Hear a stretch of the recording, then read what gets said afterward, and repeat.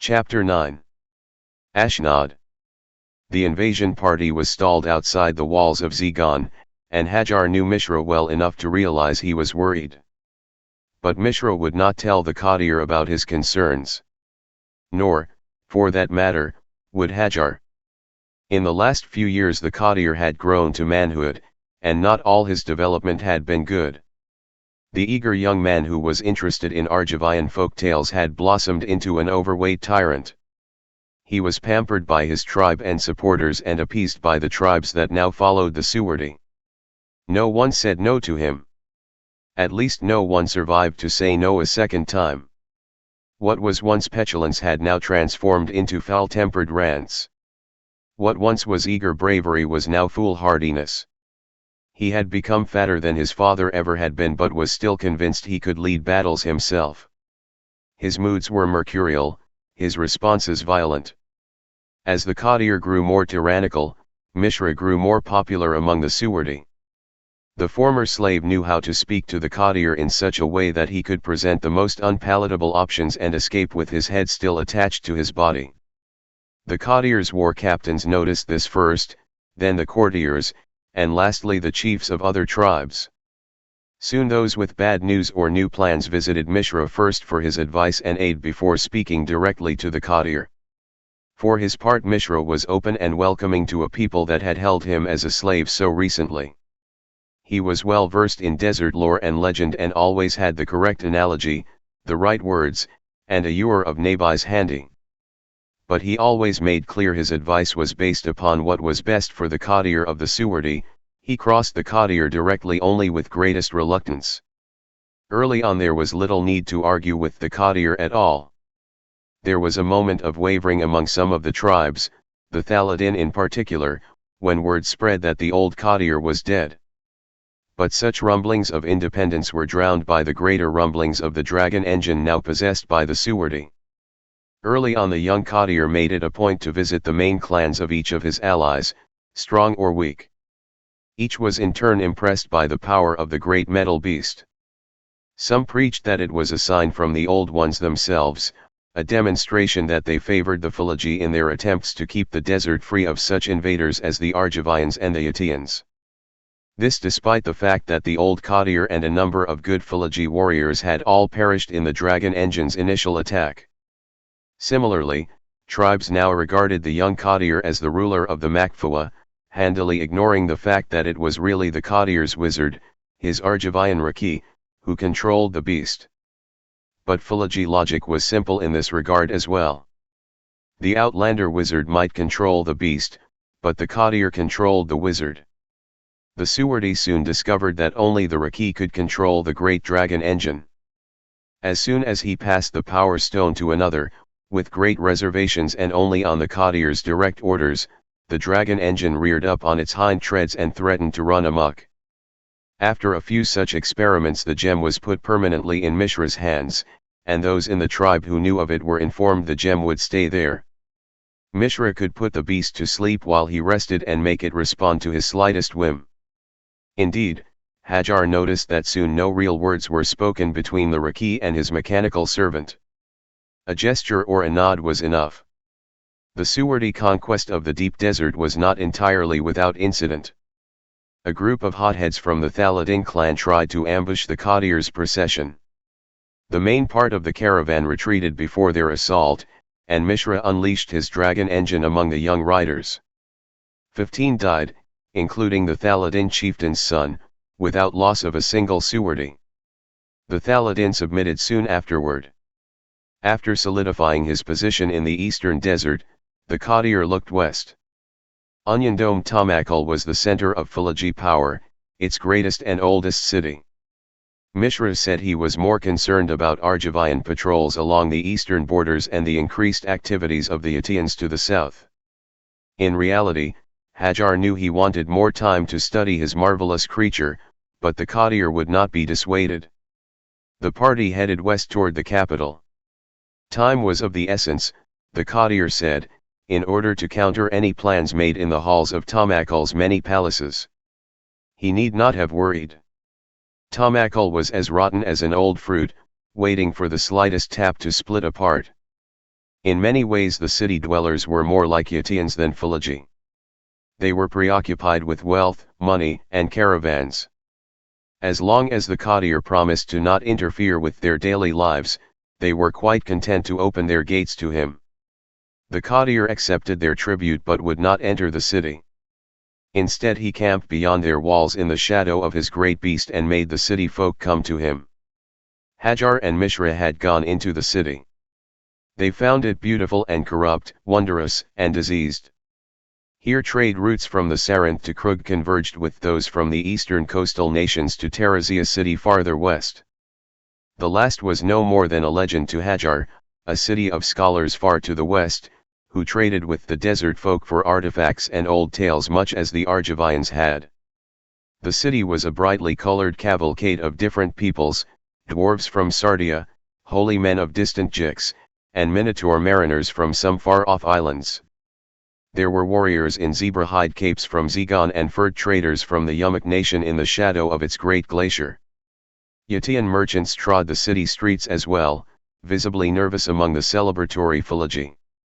And there were other folk wandering the narrow byways who defied identification of homeland or race. But in the end Hajar and Mishra retreated to the desert to confer with their courtier. Though Mishra strongly urged his chieftain to push on toward the west to this reputed city of scholars, the courtier determined they would move south instead. To Zegon they would go, he said, to the place that shared its heritage with the Philigi and was rightfully part of their shared empire.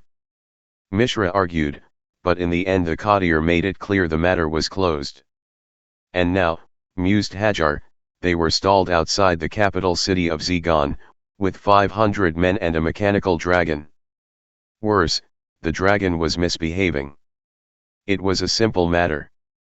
When they got within a half-mile of the capital, the Makfa was stalled. It simply refused to proceed any farther toward the city. It could move to the east or west or back up, but it would not come any closer to Zegon, and no amount of mental commands, hand motions, shouting, or hitting it could convince the mechanical beast otherwise. The courtier, not one to be denied, was apoplectic. He wanted the beast looming before Zegon's front gates when the city surrendered. Instead his armies were within sight of the city's whitewashed walls but could advance no farther. Hajar could see the city guard lined up on the battlements of the outer wall, spears in hand, almost taunting the courtier's armies. Some of the spears had skulls on their points, no doubt some additional Zegonite taunt Hajar was unfamiliar with. The only thing the courtier's forces could do was make the best of a bad situation. The dragon engine began a long, slow patrol around the perimeter of the city, keeping the half-mile distance that seemed to hold it at bay like a physical wall. A message was sent to the leaders of Zegon, calling to their attention the power of the dragon engine and demanding the city's immediate capitulation. The Zegonai sent back a terse note that they would consider the courtier's offer and he was welcome to wait while they made up their minds. That defiance did not improve the courtier's mood. That evening in his tent he railed against his captains and in particular against his Raki. "Why can't you move it any closer?" he thundered. "We don't know why," answered Mishra calmly. "Why don't you know?" cried the courtier. "Because you have demanded we run all over the continent impressing the other tribes," thought Hajar. "Because we have not had the time or the resources to study the beast, other than what hurried sketches we can make while moving from place to place. Because it has not been a priority for you until now." Hajar wondered if Mishra was thinking the same thing. Instead the courtier's Raki said, "It could be many things. Possibly there is something about the city itself that keeps us at bay. Or it may be something about the nature of the Makfawa. There may be some item the Zegonai have that's affecting the engine. We don't have enough information to be sure. Right now the question is, do we press on or do we fold our tents and abandon Zegon, contenting ourselves with the riches of a united desert nation?" The courtier slumped back into his pillows, and a serving girl bathed his head with a damp cloth. He ignored her and said, "You have traveled through this land. It is rich in timber and metals. It is properly part of our empire. Its people are Philigi in origin. As much as the Tamakal were, thought Hajar. Indeed, from what he had seen of the Zigani, they were much like the city-dwelling Philigi in their mercantile outlook. He wondered idly if all the coastal nations had some unknown means of stopping the dragon engine and how the courtier would react if that were indeed the case. The courtier was still talking. We go on. We patrol with the dragon engine. We start leveling the smaller towns, beyond a half-mile radius. We drive people into the capital, panicked people, who tell of the monster that lies waiting beyond the gates. In the meantime we send messengers back to Tamakal to gather more warriors. We'll assemble enough to break down the walls if need be. Hajar thought the plan represented the waste of a better part of a year, but if any of the war captains agreed with him they remained silent. A few advisors had argued loudly with the courtier in the past. They had disappeared soon afterward. The only one who seemed to get away with it was Mishra, and he had several tons of dragon to support his argument. But Mishra only nodded and said, "We will need siege machinery. Nothing complex. Simple battering rams to assault their gates from all sides. That, in addition to a large amount of troops, should be enough." Hajar wondered, not for the first or last time, why Mishra did not simply use the power of the dragon engine to escape from the courtier's petty tyranny or to establish himself as courtier. The former digger thought he knew the answer to that question, though. The Raki could overturn the courtier and even maintain a core group of tribes to support him. But to what end? He had no apparent desire to rule over an empire or even over a small part of one. He would rather be the power behind the throne. Hajar was still turning these matters over in his mind as he and Mishra walked back to the Raki's tent, located on the outskirts of the encampment on the off chance that the Raki might summon more dragons in the dead of night. Mishra was quiet, as he always was after one of the courtier's explosions. A guard stood outside of the Raki's tent, which was unusual. More unusual, the brazier within was already lit, and the tent issued a warm, inviting glow. "Visitor," said the guard. His accent was atrocious, and Hajar immediately pegged him as one of the Westerners from the tribes around Tamakal. "It is late," said Mishra. The guard shrugged.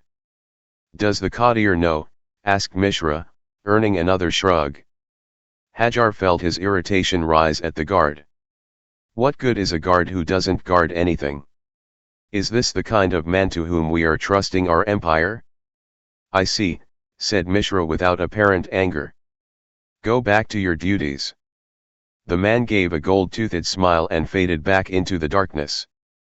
Mishra stepped into his tent, regarding the interloper. "I've been expecting you," he said, much to Hajar's surprise. "I'm glad you made yourself at home in my absence." The visitor was a woman, among the most cruelly beautiful women Hajar had ever seen. Red hair was rare in the desert and was taken as an evil omen among the Suwardi. Hers was the red of a flickering camp flame. It rolled over her shoulders in thick, wavy curls. Her eyes were the grey-green of the sea that lapped Zigon's shores, and just as stormy. She was dressed in mannish armor of the Outlander style, but the armor had been cut and shaped more to favor her figure than to offer any real protection. Hajar realized he had stopped breathing. He inhaled deeply and wondered if she had noticed. She was reclining on Mishra's pillows, and she stretched as he entered. "I was expected?" she asked. Her voice was soft but carried a razor's edge with it. "You or someone like you," replied Mishra calmly. "You represent Zigon's rulers, and you're going to propose a deal to save your city." "I don't remember telling anyone that but the guard I bribed," said the woman. "If he told you, I'll have to have him killed." "Not to worry," returned Mishra. "He will be punished enough for letting an outlander into camp, regardless of the bribe.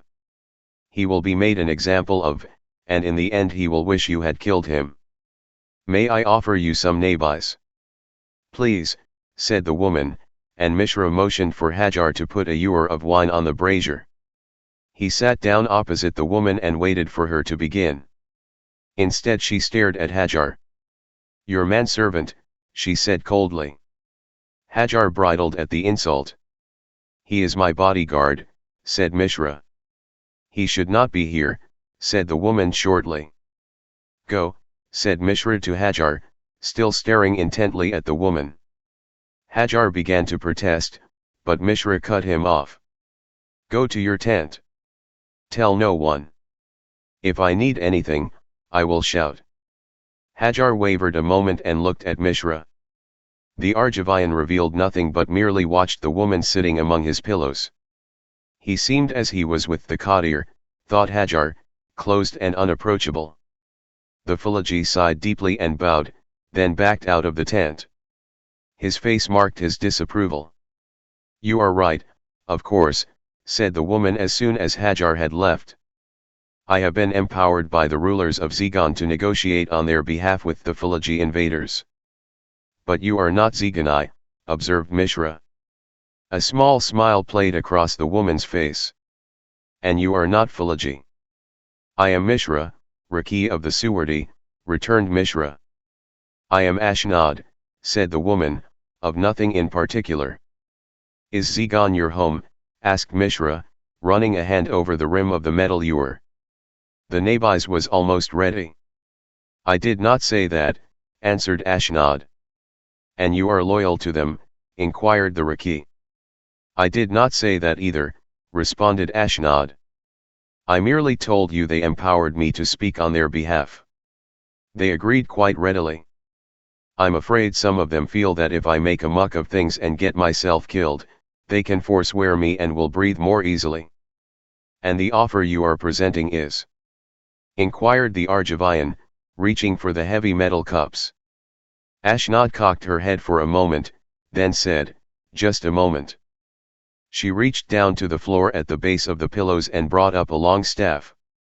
It was made of black thunderwood and was topped by a tangle of copper wires and the narrow skull of some sea creature.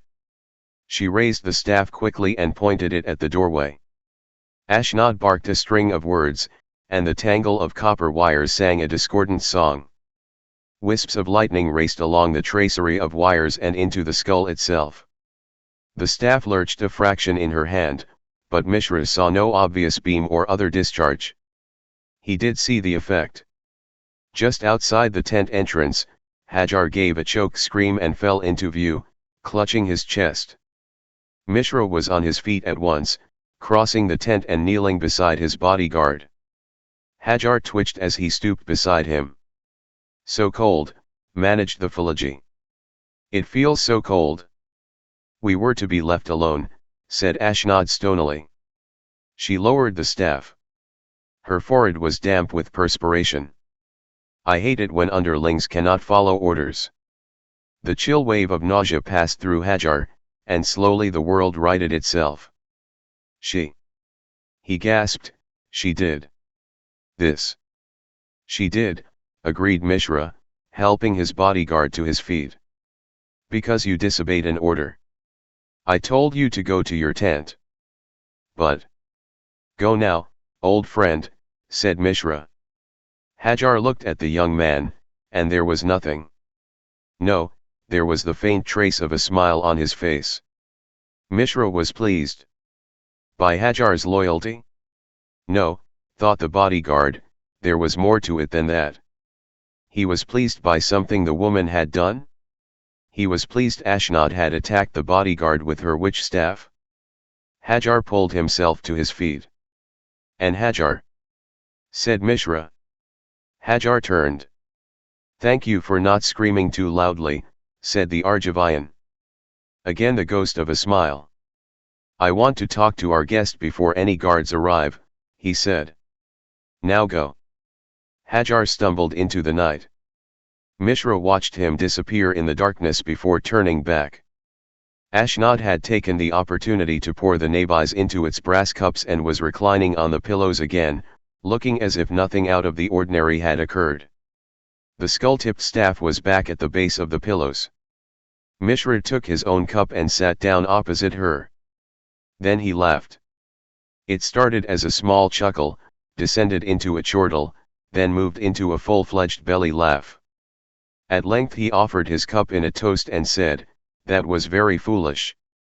Ashnod looked indignant and did not raise her cup in response. He was spying on us and disobeyed your order. Mishra took a long pull on the nabis and chuckled again. No, not attacking Hajar. But by attacking him the way you did, you tipped your hand. Ashnod gave him a cross look, and Mishra smiled. The woman noted it was a warm grin, without malice, and relaxed for the moment. That staff, Mishra said. You made it? Yes, she replied. Mishra nodded to himself and smiled again. That's what is keeping the dragon engine at bay, isn't it? The guards along Zegon's walls held similar staves. You made the staves and told the Zeganai rulers they could keep the great, evil Philology away from their city. Slowly Ashnod nodded. Your engine is a big target. Mishra continued, but your staves have a flaw. They take a lot out of the user. Ashnod was silent. After using it only briefly, you are sweating, added Mishra. Ashnod grunted. Men sweat. Women glow. You were glowing like a horse after a hard race then, Mishra chuckled. And if the city guards were similarly affected, they would be debilitated. The rulers of Zegon would not be pleased by that. Ashnod snorted. The rulers were all too quick to adopt my staves for their defense, she said. Once the guards started to weaken from their use, those same rulers panicked. And sent you into the desert to sue for peace, added Mishra. They probably said it was your idea that encouraged them to resist, so it was your fault. You've met the Zeganai before, said Ashnod, a small smile crossing her lips as well. I've dealt with their type in many forms, said Mishra, leaning back. So tell me, what do they want? Bare minimum. Ashnod took a deep breath. Tomakul's deal. They surrender, pay some tribute, recognize your boy as ultimate leader, and get back to their lives. Mishra considered. Sounds reasonable. Not to say that the Qadir will be reasonable. After all, you did stop us in our tracks, if only temporarily. I'll see what I can do. The Argivian set his cup down. Now let me see your toy. Ashnod leaned forward and hefted the staff. She looked into Mishra's eyes for a moment, as if trying to determine what malice, if any, lay within. Then she handed the staff to him. The Philology Raki turned the staff over in his hands. I see some Thran influences, but this is new. How does it work? It affects the nerves of the body, replied Ashnod. The lightning in the staff upsets the body's mechanism that allows one to feel and distinguish pain. Too much upset, and the target is incapacitated. At the range of your dragon engine, it was not severely affected, but it would come no closer. Nerves, said Mishra, nodding and tapping the small power crystal that had been set within the staff's skull. Right, agreed Ashnod, setting her cup down and leaning forward. The body has all manner of systems within it.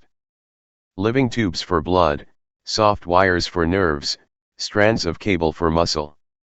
She reached out, touching Mishra's arm. He did not flinch or pull away. You are no book scholar. Your arms are like spun steel. Life in the desert is hard, said Mishra softly. I never thought of the body as a machine. It is the best machine, said Ashnod, releasing his arm. Tested in the field, continually growing, and self-replicating. Once we understand the mysteries of our own bodies, we understand the world. Everything else will fall into place. Your dragon engine is a wonder, but it is a crude imitation of living things. Mishra chuckled. This is the first real conversation I've had in a long while. Ashnod curled up amongst the pillows. There is a lack of intellectual companionship among the Philology. Mishra laughed and leaned forward. Most of the conversations I've had with the Suwardi are along the lines of, you give me that in various forms, followed closely by, you and what army? The young man chuckled again and set down the staff. I hadn't considered the body as a machine, but it makes sense. After all, we create things in our own image. Perhaps the Thran did as well. He moved over and sat next to Ashnod. Ashnod leaned close. Mishra could smell her musky perfume, accented with the tang of drying sweat. It was a pleasant combination. I think I can convince the courtier to accept your ruler's request, he said softly. I thought you could, said Ashnod. You seem very capable. There's that. Ashnod wondered if Mishra smiled at anyone else in that fashion. The Raki added, and the fact that our most revered one is still as impatient as a child. If he had to wait for reinforcements from Tamakal, he would explode from the delay. Of course, there is one other thing. Ashnod pulled away from him. One other thing. Mishra said, the Zeganai must be seen to pay for their token resistance. They must suffer more than Tamakal, which threw open its gates to us. We will need an additional guarantee. Guarantee? Asked Ashnod. The Philagi take hostages to encourage obedience, said Mishra. Surely taking their premier artificer would be sufficient. Ashnod's eyes became slits. And would I be a Philagi hostage, or yours? Mishra smiled again, and there was a touch of maliciousness in the expression. The Philagi have little use for women, he said, beyond the basics. The basics do not include intelligent conversation, correct? Inquired Ashnod. You have the general idea, returned her companion. You would be viewed more as something we are denying the Zeganai, as opposed to something to benefit the tribe. Ashnod leaned forward and touched Mishra's cheek. Hostage is such a nasty word. How does assistant sound? Mishra's eyebrows raised for a moment, then settled again. Is that really what you came here for? Am I so transparent? She asked, coy once again. As glass, said Mishra and laughed. When would you like to begin your lessons? Lessons in the morning, said Ashnod in a throaty whisper. This evening we are alone. I don't think your bodyguard is coming back anytime soon. Mishra smiled and closed the grate on the brazier. There were no more words that evening. In the morning it was announced that the city of Zegan, fearful of the great dragon engine, had joined the Philagi Empire. Tribute would be paid, and obeisance made to the great and revered courtier of the Suwardi, ever the first among equals. As terms of their surrender, the Zeganai agreed to remove the gates of their city so they could never stand in opposition to the Philagi again. And they gave up their best artificer, who joined the Philagi camp as the Raki's apprentice. If any of the warriors felt uncomfortable about the presence of the cold-eyed woman with the cursed hair in their midst, they did not say so, at least not where the Raki could overhear. Soon afterward, word arrived that the outlanders along the coast were making heavy raids into Philagi lands, and the invasion force turned east again.